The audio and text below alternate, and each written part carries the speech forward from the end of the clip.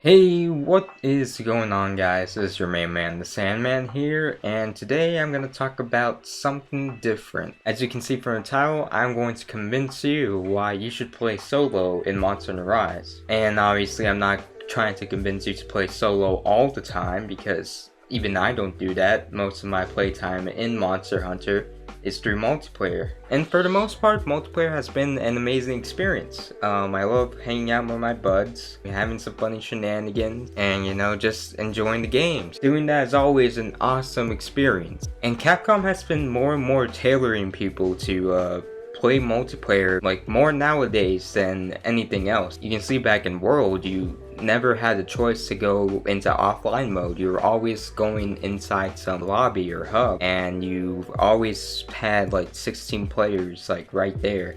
And even though they brought back the village / guild quest mechanic, more than half of the game is tailored towards multiplayer, since there is no high rank in village. Though even in multiplayer lobbies, they did have one player scaling, so there is still an option to play this entire game solo. So I'm just going to begin this by just throwing out my own personal experience. A couple days ago I was playing Battle Strikes with some friends, and to give more context, I know these friends pretty well. They all have a good grasp of like how to play the game, and I'm pretty sure some of them have more playtime than even I do. But personally speaking, like, keep in mind, all of us are really good, really experienced hunters, so we can pretty much just stomp anything in the game at this point. Sure, with Valstrax, he's an unpredictable person and we get a couple of surprise kills here or there, but I would never say it's challenging.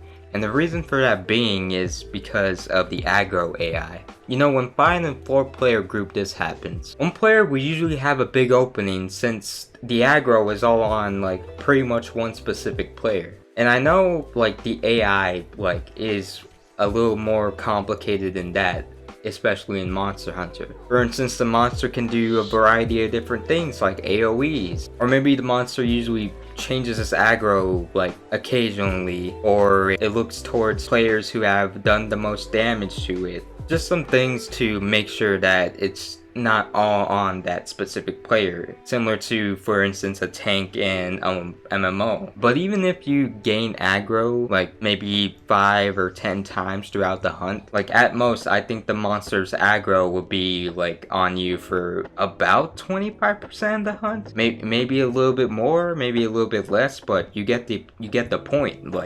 Like no matter how you see it, multiplayer will still be drastically different from solo, where all the aggro is on you specifically. You can't rely on the skill of other players, you only gotta rely on the skill of yourself. This is why most speedruns are usually played solo, even without like their palicos or palymutes. The reason I'm making this video is because fighting Valstrax like completely solo feels drastically different compared to multiplayer. And I feel like in any media, like at all, you'd obviously have more of a personal connection when watching a show alone, or maybe experiencing like maybe some sort of action role-playing game like Fallout or Skyrim. But for Monster Hunter it's different, and for the most part usually you'd rely on friends in this game. Even if you didn't have friends on a Discord or in real life, you can always use that SOS player in World or whatever it is in Rise.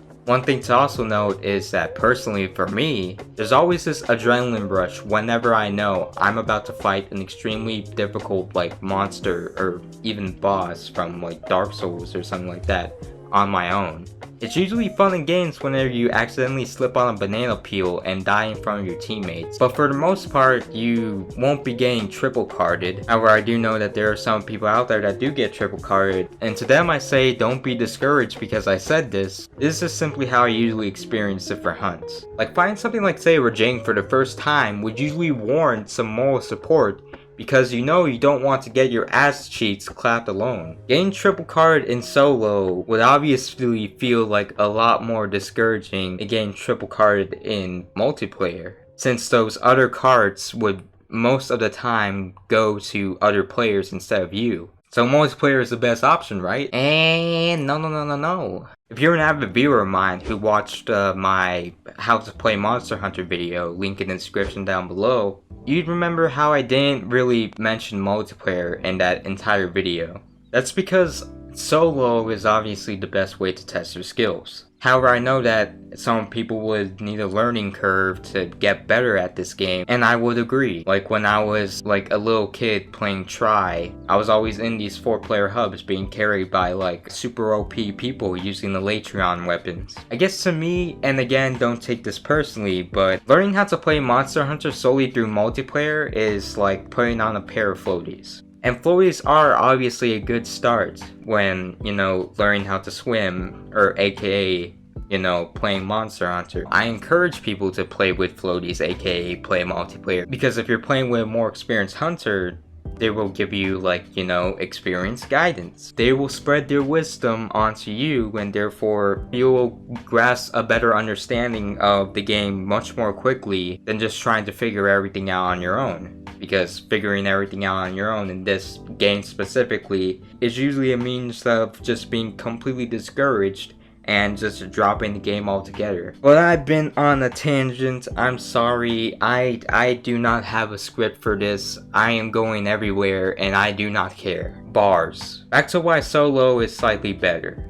I wouldn't say better, but just something you should do occasionally. Let's go back to Valstrax again. Like, that monster is insane. That monster is crazy. Everyone knows how crazy Valstrax is. But in solo, it's cranked up to 100 when all of its aggro is on you specifically. Just a couple days ago, I attempted to solo Valstrax, and in the first 3 minutes of the hunt, 3 minutes, I shit you not, he clapped my cheeks straight back to the camp. I felt stunned, I felt defeated, I felt discouraged. I remember I didn't really upgrade my stuff because I felt like fully upgrading my armor, it would be like twice as easy, because obviously I'm mostly playing like with other hunters instead of myself. But this was a different story. Every attack that Valstrax did just chomped my entire health to bits. Like most of the time, more than half of my health would be gone. So at that point, I did something that usually I never do in this game, which is pop a mega armor skin and a mega demon drug. I usually never do that in multiplayer, just to give myself more of a challenge. Like, that's how easy multiplayer is for me in this game. And let me tell you, I fought Valstrax probably like 4 times, maybe, like with other people. And for some reason, I did not have nearly like as much fun as I did like, just playing solo. The aggro was all on me. Every attack or move he did, I had to slowly learn and telegraph it, as with all monsters in Monster Hunter, but still, like, learning and telegraphing a monster's moves, is much more important solo, obviously, than it is in multiplayer. In fact, I don't even think that not telegraphing most monsters in this game is not as much of a problem, if not a problem at all, in multiplayer than it is in solo. So like, my cheeks were fully clenched. I was on the edge of my seat. Every attack that this Valstrax did, like, took out more than half of my health. But once I learned, hey, after he does this attack, he'll do that bashing attack, or he does that spinny attack. That's when I got the 1-up on him. That's when, like, I started to learn everything about this dude. And slowly but surely, as I fought him throughout that entire hunt, I completely learned all of his moveset. I was beating him at his own game. Like in the How to Play Monster Hunter video, I was Rocky. My first card came from Clubber Lang, but then I came out better than ever, slowly and surely learning and telegraphing each attack that he dishes out, and finally going for that knockout blow to defeat him. And right when I defeated him, like, a wave of obviously relief, like, took over my body. But not only that, that sense of completion felt just as great. I overcame something that was hard as fuck, and I did it all by myself. Doing things alone will make you feel like more of a badass than doing things with other people. Sure, you'll have more personal connections with those other people, but it's not the same as being victorious in a one-sided battle all on your own. And that's kind of the beauty of most, solo multiplayer games. I know people hate this comparison, but right off the top of my head, Dark Souls. Like, literally every boss you beat in that game makes you feel like the king of the fucking world, until you go and fight another boss and then you're just bashing your head against the wall once again. So to summarize this, go play solo if you're getting kind of bored of Monster Hunter multiplayer, because finding things on your own can sometimes feel like, fucking awesome. And I gotta stop recording because right now it's raining outside and I'm afraid the power will go out.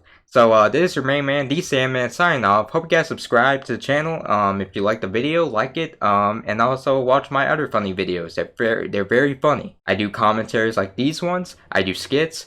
I do gaming funny moments, clips, and montages, and whatever. I also occasionally do these Muscle Hunter workout regimens where I incorporate specific exercises into the game.